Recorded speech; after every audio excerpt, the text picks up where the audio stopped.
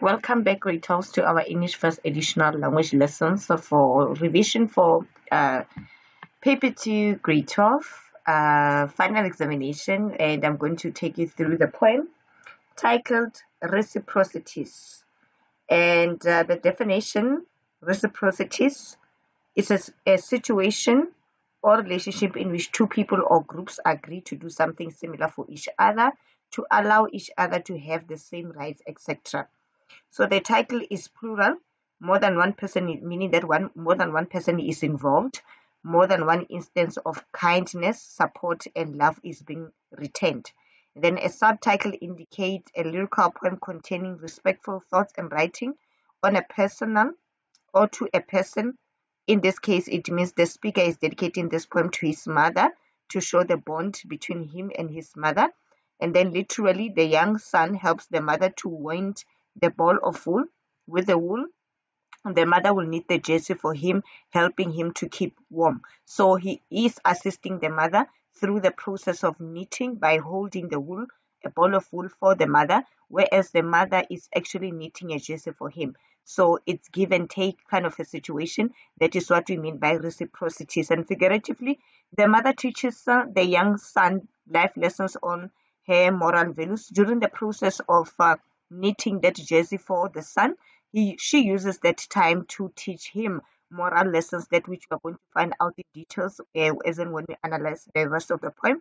The son will learn good life lessons, although he is unaware of it at a young age. Of course, when parents teach or guide us when we are young, we don't seem to understand. But however, the very same lessons at a later stage become very much important, and we resonate with them at a later stage due to maturity.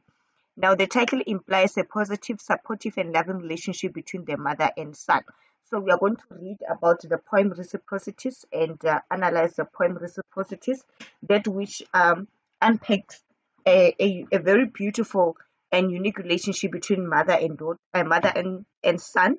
And we are going to use the imagery and the process of knitting using a wool, and then what kind to also delve deeper to understand what is the significance, I would say, purpose of that process through knitting. How are they reciprocating kindness, love, and lessons, and so forth? And then we are now going to also pay specific attention to the figurative expressions that are used in the poem. Remember, poetry is written in a figurative form, and then we are, as readers, it's our duty to now unpack the figurative into the literal, paying into specific attention the effectiveness of using figurative expression. And then this a narrative, a free verse. At the latest, earlier on, we're dealing with poems which have a specific type of structure. They follow a certain pattern, if not a format of writing. But bear in mind that we also have what you call free verses, poems that which do not necessarily follow a particular structure or pattern, and they mostly have uneven lines and so forth. And then this a narrative coming from the meaning that a poet will use this poem to narrate or to tell a story about the bond that he has or he had with his mother. And what is important is reciprocity, is to do something for someone that is equal. What is that he has done for his mother, and in return, what is that his mother has done for him? And then the theme there, the poet is grateful for his mother for how she has shaped him. And then the tone is nostalgic and appreciative. Nostalgia is when you are thinking or reminiscing about the past. And then the themes is nostalgia and mutual dependency, because we are dealing with reciprocities, meaning that the codependency between mother and son. And brief knowledge about the poet. The poet was born in Ireland but lived mostly in South Africa. He was also a Catholic priest, was a sailor in the Navy, and then was a lecturer in English at the University of Fort Hare. And then he was also a poet. So that is just a brief background of the poet, so that we have an understanding of what kind of a poet we are going to read about. Right now, without any waste of time, getting into the poem itself. The first line, it says, sorry, pardon me, she gave me a skeins of wool. Now we pay a specific attention to characters mentioned here. She will represent the mother, as I've already stated when we were analyzing the title, that you are going to read about the bond between a son and a mother. Gave me skeins, which is a loop twist of wool, and this is a skein, which is a wool of wool. Now, remember that I've said objects, animals may be used in a poem as a symbolic representation of something. So the process of knitting is what the poet is going to use here to narrate, if not to reflect on the bond that the mother had, and ultimately showing us what is that he has reciprocated from his mother and vice versa. Now the tone is reflective, because if you say she gave me, by virtue of using past tense, it means that the poet is now reminiscing about the past. So the tone here, we can say it is how it is reflective. It's a reflective tone, this, and which refers to the speaker's mother. Character, the mother is Pennywise, possibly also implying that the speaker and his mother lived in difficult circumstances, even though reusing wool was not uncommon at that time. And then gave hints, and then gave hints, and we are going to understand it further, the significance of this wool in line 2. Let us now go to line 2. Now the mother gave him a wool to hold out like a priest at mass. Remember, when the word like is used, the figure of speech becomes a comparison, and that comparison is simile, holding up his hands for the loop of wool and celebrating at mass. So he compares the manner in which he was holding out the wool, here it is the gestures, to a priest at mass. So this means that the son's straight arms holding the loops of wool are compared to the straight arms of a priest blessing what his congregation. So the same gestures that a priest would use are compared there. The effectiveness is to emphasize the manner in which he's holding that wool, which is the same way or the same gestures that are displayed or used by the priest at mass when he blessing the congregation. And then the son is giving his mother his obedience and time, just as a priest will give a blessing to the people at church. And then in line 2 also, what is important to note is that note the irony and the foreshadow. The son is young and not an ordained priest yet, but he will be later in life. So ironically, remember what we have said in the when we are reading briefly about the background of the author is that he was a Catholic priest, and then here now he's comparing the manner in which he's holding a wool like a priest at mass. Little did he know that at a later stage, when he is now grown, he will also become what a priest. So remember, we are checking the process of knitting a jersey using a wool, and the poet is going to use that process to do what? To unpack the unique relationship that he has with his mother. But bear in mind, what should be important in this poem is the concept of reciprocities. That what is that the mother gave the speaker, and what is that the speaker gave back to the mother, because to reciprocate, it means to give back what is that is been given unto you. So adult is separated from the boy. So here, like a priest at mass, it means that now he's praying. It's a juxtaposition between him as a young boy and now him as an older version of himself. Now let us go to line 3 and unpack line 3. Now, whilst he's holding that wool, comparing himself to a priest at mass to show the manner in which he was holding the wool for the mother to knit, he says that with stern rubrics not to fidget while she is supposed to be while she would it into a ball, unwinding me. Now let us assess this line with stern rubrics. When you look into the word rubric, the word rubric actually means that a list of requirements. It was more that the mother was now giving him instruction on how to, and something that is stern, something that is strict. So the mother was giving him strict instruction on how to specifically hold that wool for her to do what, to knit, and not to fidget. To fidget is to move restlessly or not to move or twitch. So he needed to be steady. He needed to hold that wool in a steady manner, not to move up and above. And then that is the instructions that the mother gave him while she was wounding, while she was while she wound it into a ball, unwinding me. So what are these two lines representing? It says that Western rubrics not to fidget while she moved. To receive this, his mother gave him strict instructions not to move around, but to keep his arms steady, for the wool would not become tangled. So the wool needed not to become tangled. So for the mother to assure or to ascertain that this wool will be perfect, she gave strict instruction to the poet and not to move and restlessly or to even to twitch, which means to fidget. So the mother just gave the poet instructions on how to hold, which instructions which are termed as rubrics in the poem, to hold the ball, to hold the wool neatly so that it does not tangle, so that the mother can now wound it into a ball. And whilst doing that, the mother is also unwinding me. It means that the mother is also unwinding the speaker.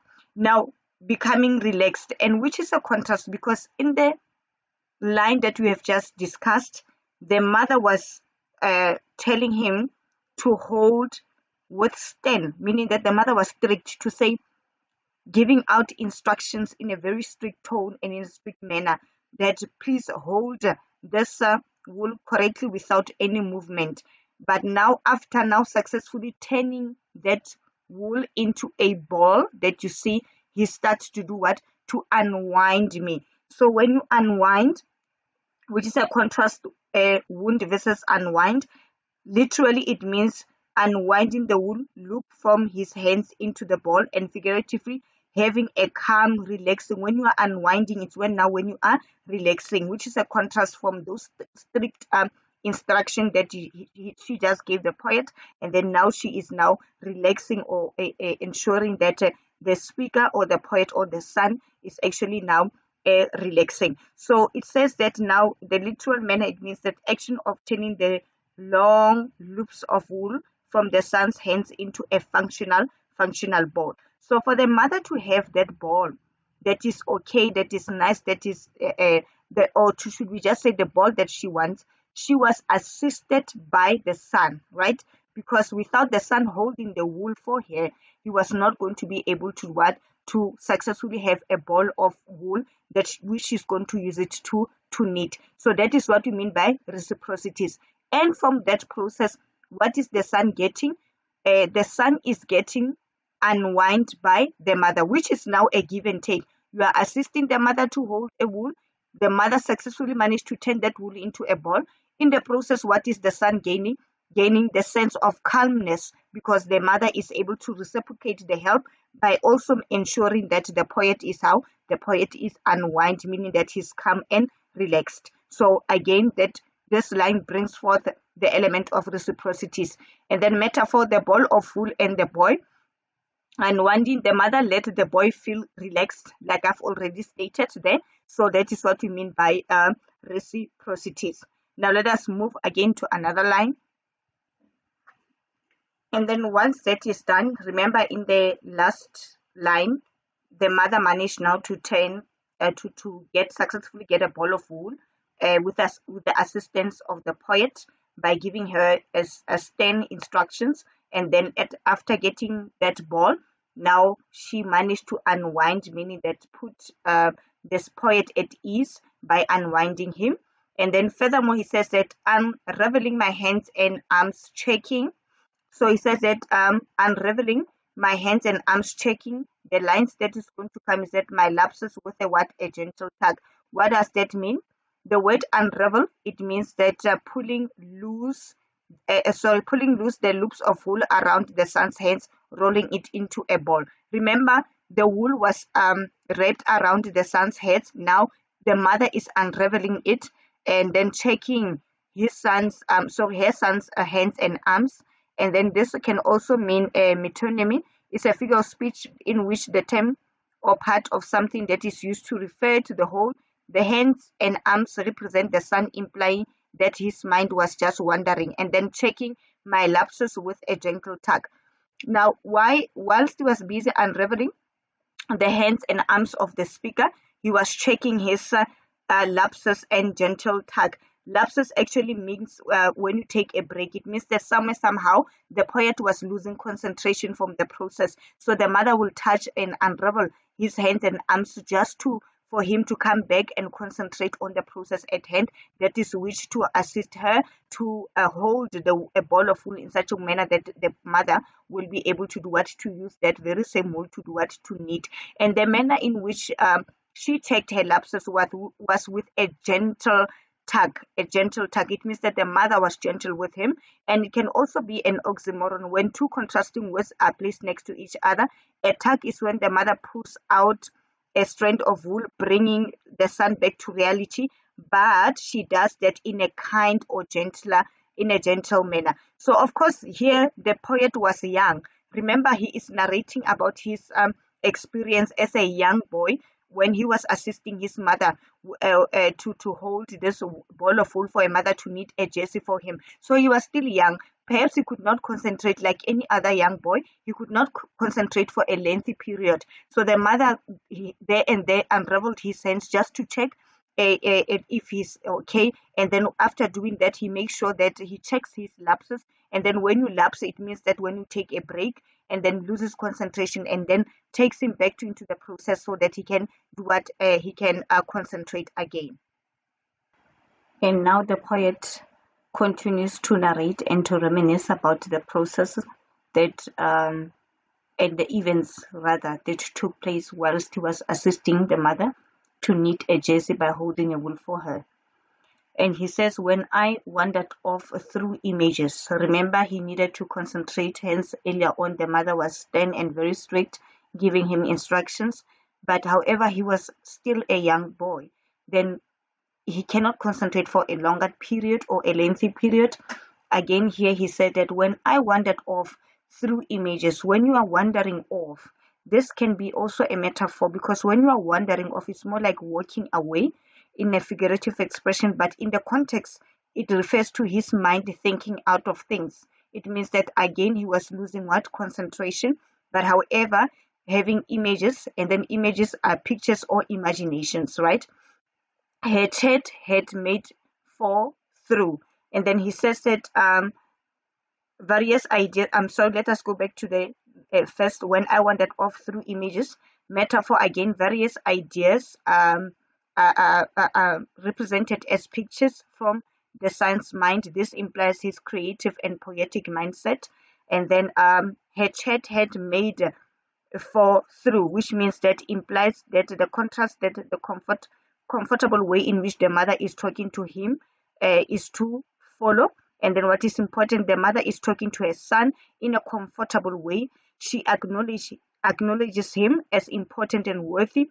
This is a good parenting skill. So even though the poet somehow lost concentration and he was just lost in his own imaginations and thinking, wandering off, the mother's talking, it means the conversation between him and the mother will always pull him through the process of holding a ball of wool for the mother in such a way that the mother can successfully knit a jersey for him. Now, what is important is that we must not only concentrate on the events such as holding the wool, but also what are those events that are documented in this poem, used in such a way that they also drive or cement the fact that the mother imparted moral lessons and emotional support to the young poet at this stage. Because even though he was wandering around, the mother's chat, which is the mother's conversation, made fall through. It means that he made it easy for the poet to do what? To concentrate back at the task at hand, which also can be a demonstration of a good parental skill. And then although the word although implies that a contrast to the comfortable way in which his mother is talking to him is to follow. So it says that when I wandered through thinking about other things other than the task at hand, had made what for through. In the next two lines reads as follows: she kept the line between us taut. She kept my heart at ease with all her talk. And then what you would realize is that in the poem, after that line, she kept my heart at ease with all her talk, there's a full stop, that which concludes the first stanza, which was quite lengthy in compared to the three stanzas that are in the poem. So the punctuation full stop there, it sort of cements what transpired in the first stanza before the introduction of the second stanza. Now let us look into these two lines. She kept the line between us taut. What does that mean? This line can be interpreted both literally and can also be interpreted how figuratively. In a literal sense, it means that the mother keeps pulling the strand of wool tightly so that it does not become tangled and she can roll it out easily. Remember, time and again, the poet has demonstrated or shown to us that he tends to lose concentration, and it is the mother's duty, if not the mother's role, to time and again find a way, and which further sustains the idea of how what is that the mother would always do to try by all means to make sure that he reconcentrate again at the task at hand. And the word taut, it means tight or tension. So literally the mother keeps the lines of wool between them tighter, because once he's holding the wool, when he lapses in mid, relaxes or wanders away, like we have already seen in the previous lines, he pulls the wool tighter so that he can concentrate again. And then figuratively, the mother would pull him back to focus when his thoughts go astray. So it means that these are two. The line actually has two implications.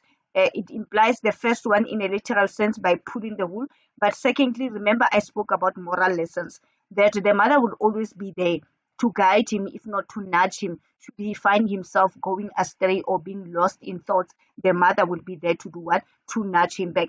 And this is also reciprocities a great host, because remember, the boy is already depositing something for the mother by virtue of assisting him to hold this wool, and which is quite a lengthy process. Hence, time and again, he gets tired, but he doesn't give up, or he doesn't, even though he may take lapses or he may seem to lose concentration. Once the mother is able to bring him back to the task at hand, he obeys the instruction and is not rebellious, which shows that at the end of the day, what the mother is knitting is for him, that which the mother is going to reciprocate for him. But again, there are moral lessons in the process that which the mother is imparting in the speaker. And then another one, she kept my heart at ease with all her talk. This is a very beautiful, sentimental line that further shows the importance of the mother's role in the towards what the poet here. She kept my heart at ease with all her talk. He is feeling comfortable listening to his mother's chatting, as he finds it what stimulating. Okay, and then also here the line of wool I kept tight, but the atmosphere was how relaxed in it. And this is also a contrast, because we are going from tension, which is taut, to now what at ease. This a juxtaposition and a contrast in such a way that there's that transition now of being strict to now being what at ease. And it's the same thing that happened or transpired in the previous lines that we read, that even though she may tag him, she do that gently. So even though she may be a bit strict, she finds a way again of putting the speaker at ease. That shows that indeed this is a very thoughtful mother, this is a very caring mother, this is a mother who is very conscious on the manner in which she cares for the son. And the following lines read as follows: and when her ball compacted grew, and my few skeins fell away. What is important to note is that the two lines start with conjunction, and conjunction joins the memory in stanza 1, and then we are now in stanza 2. So those two conjunctions now are acting as a thread to connect the ideas that we just read about in stanza 1, so that we've got this nicer flow of a narrative or flow of events from the speaker's point of view, in as far as narrating the entire process of assisting the mother by holding the wool in such a way that at the end of the day, the mother will be able to knit a jersey for him. The wool tightly wound into a ball, an agreement metaphor, the ball of wool and the boy. And my few strength fell limp away, no tension on the threads to walk difficulty. The few loops he has left around his arms have grown into what has grown smaller, which are threads or strings or what or strings of wool. What are the two lines actually implying? It implies that a conjunction as the first word in this stanza, it links it to the first stanza that I've already stated. The image is positive. The mother's ball of wool is tight and large. That means that they're successfully getting to achieve the goal, if not the objective, which is to have a ball of wool. The process seems to have been to her advantage. And then the image is negative when here it says that it fell a limb away. The image is negative. The son's loops of wool have grown fewer and are short and limp, too short to pull tight now. It seems as if he has been disadvantaged in the process. So there's two ideas seemingly connects the ideas of now turning a wool into a ball. And when her in lines 13 to 14, he says that I knew there was no loss, for she would knit it back again to fit me perfectly.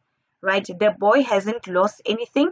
The wood would be recycled. Remember, in the previous lines, we read that some few strands fell limp away. It means that because his hands were not as steady, remember he was young, he is reminiscing about his past, some of the strands were lost, but because of the significant role that is played by the mother, she is able to make it work or to perfect it, even though the speaker lost some strands of wool, because the boy now hasn't lost anything. He has that confidence that he hasn't lost anything.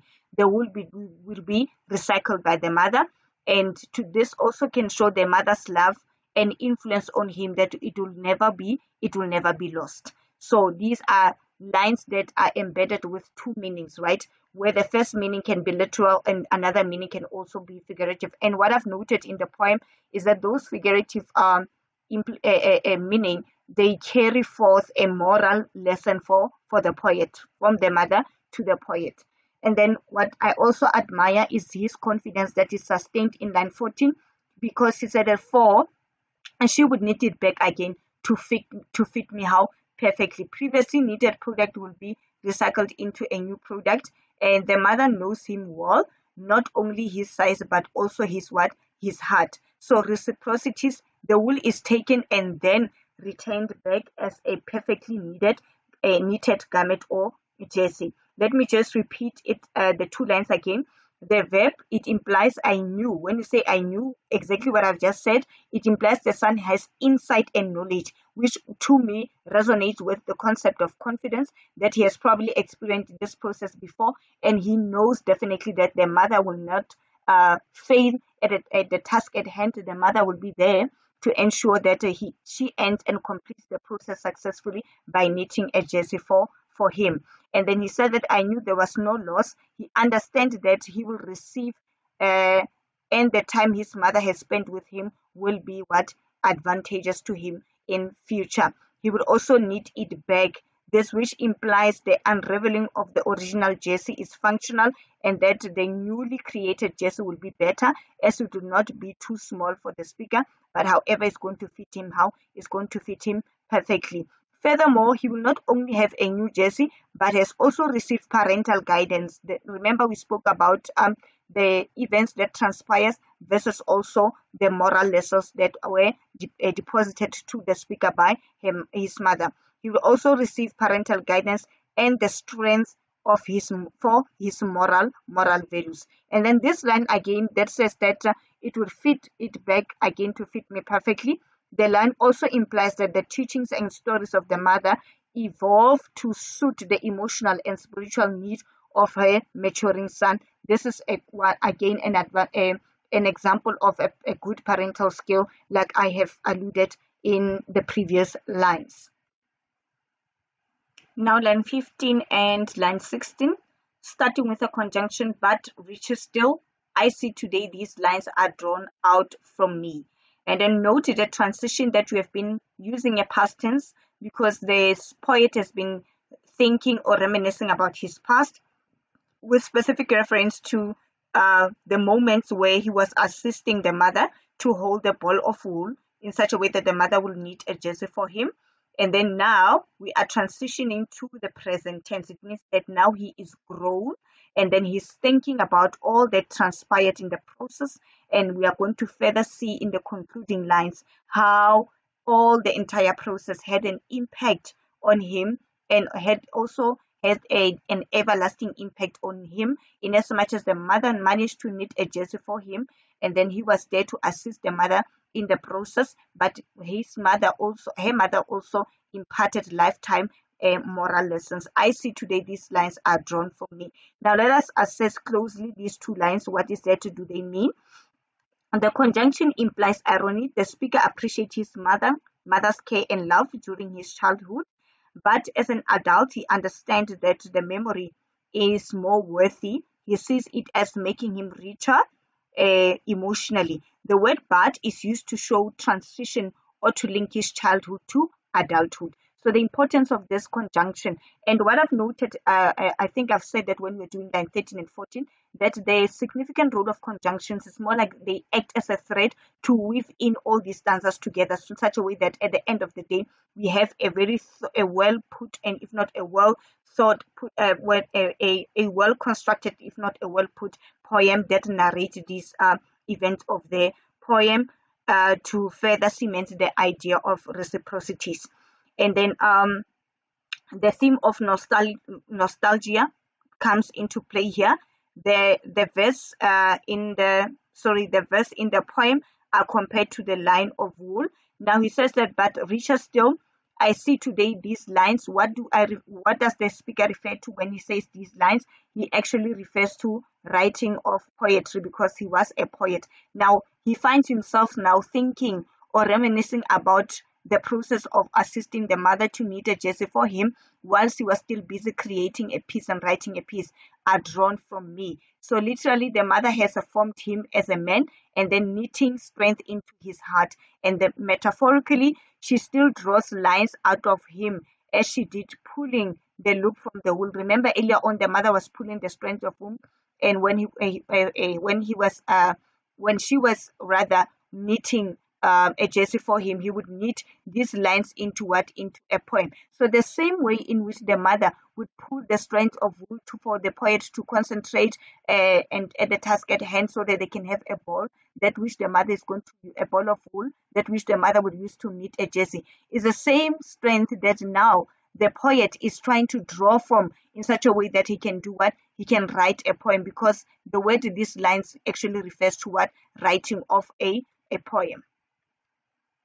And then the concluding lines, it says, remember we are saying that I see today these lines are drawn from me to knit through this faltering verse. I've already stated that the lines were referring to the speaker's writing of poems, and then now to knit through his faltering verse. He compares, this is also a metaphor, where now the same process of using a wool to knit, he compares it to his writing of a poem. And what shows us that he's writing a poem? Because he says that faltering verse, because here he was now comparing all of that and thinking of all of that he went through, or he experienced or gained from the process of assisting the mother whilst knitting. Now he draws back to that experience, that which now is going to assist him to write a poem. But also we must note that he refers to his verse as faltering,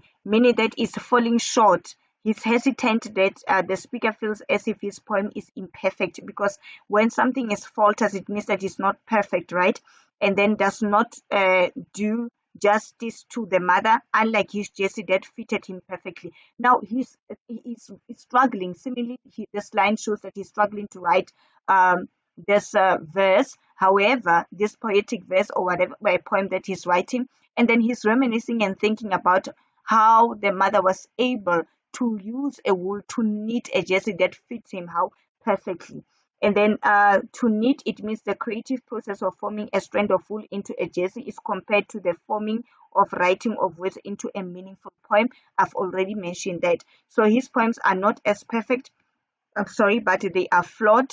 And then he says that a thread of what? A thread of memory, which means that the extended metaphor of the thread compares the strength of wool to his memory and the honoring of his mother as a what in a written poem. And then the last line, it says,